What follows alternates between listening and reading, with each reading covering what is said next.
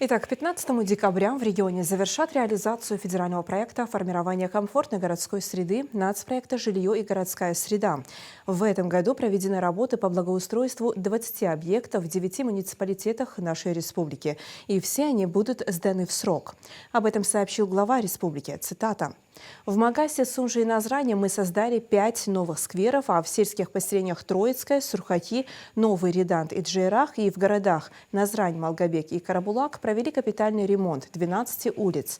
Помимо этого, благоустроили уже существующие аллеи и парки, придавая им обновленный облик.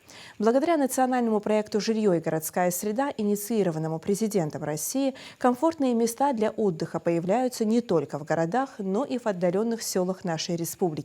Благоустроенные пространства становятся местом притяжения для жителей, где они могут проводить время с семьей, заниматься спортом, прогуливаться на свежем воздухе. В следующем году реализация федерального проекта продолжится, но уже в составе нового нацпроекта «Инфраструктура для жизни».